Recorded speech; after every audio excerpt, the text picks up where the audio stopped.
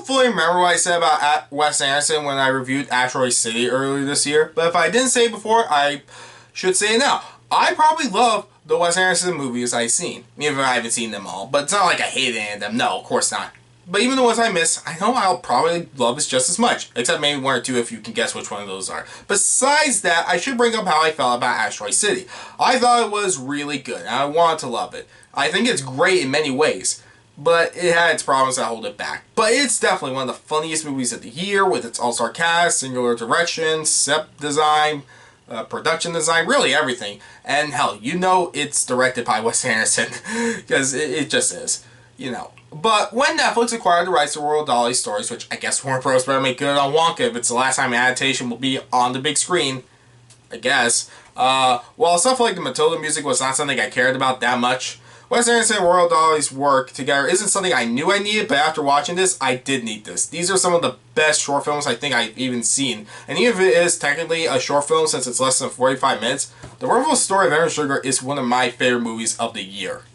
So if you don't know, what Wes Anderson did adapt Fantastic Mr. Fox more than a decade ago, he made four short films, one around 40 minutes, the other 15 to 20 minutes long, based on the short stories of Roahl Dahl, which I think are literally word for word. I don't know for sure.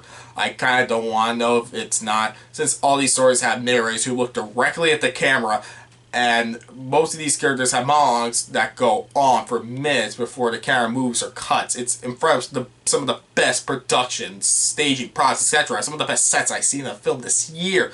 Though, while all these would probably add up to an anthology film, I guess I should review each of these shorts as in the order I watched them, even if that probably wasn't the order they were meant to be watched. I know they came out a few days after each other, so it's like, yeah, that's probably what the order was gonna be, but I do want to review it the way I saw it.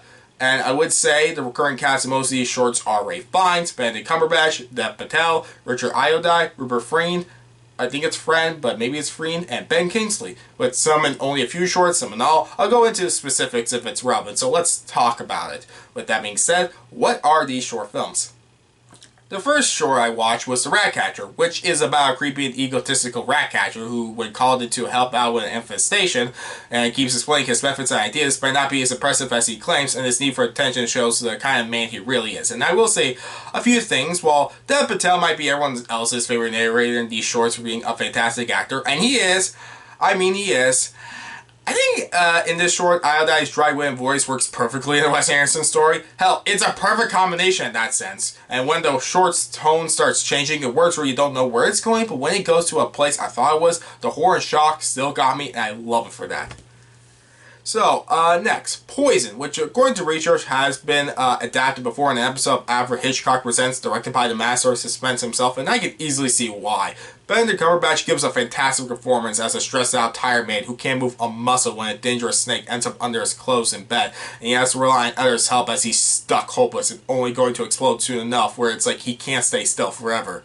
The short is suspenseful, thrilling, and thought-provoking with how it ends. I love it. The Swan was easily my least favorite, where Rupert Friend, the only one not in the Henry Sugar movie, does a great performance as a man who reflects on how two bullies picked on him and the harsh time he lived. Though, since he voices the bullies rather than they show up on screen, it came off the most like a stage show, which some of these shorts props aren't physically there. The actors have to act like they are, which it doesn't translate the best to film. Like, I get why, and it kind of works in its own charm. Sometimes it works, but while the Rupert Friend's monologues are fantastic because of the, one-take element of all, this could have been the most improved of all of these shorts.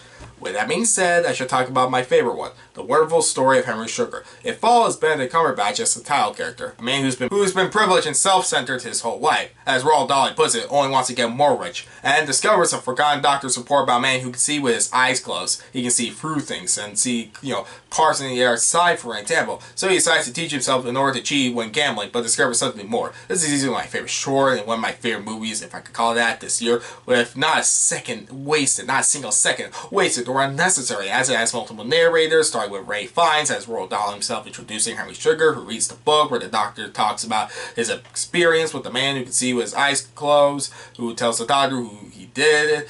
how he did it, as each one adds layers to each character tell their part, and the story is essential and impactful due to the sets and uncut shots thanks to these fantastic actors, and where the story leads to is perfect. When Henry seems to find luck and even ease with his new abilities, it changes how he views everything, as Roald Dahl says how if this story was fictional, he would have done it one way to convey this could be possible. Tells how this changed Henry to a good person who used his ability to gain money for others, find inner peace, and make me believe that maybe this could have been possible. And it inspires me personally that stories as off the wall yet hopeful and feasible like this could be told.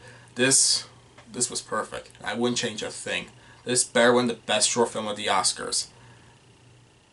I say it like it matters. Like I really don't care much whenever I see people complain about the Oscars, but it's like, yeah, I hope it does. That being said, yeah, I really like these shorts. They're honestly what inspired me to really see what can I do with so little, and thank you. I give The Wonderful Story of Henry Sugar a 10 out of 10.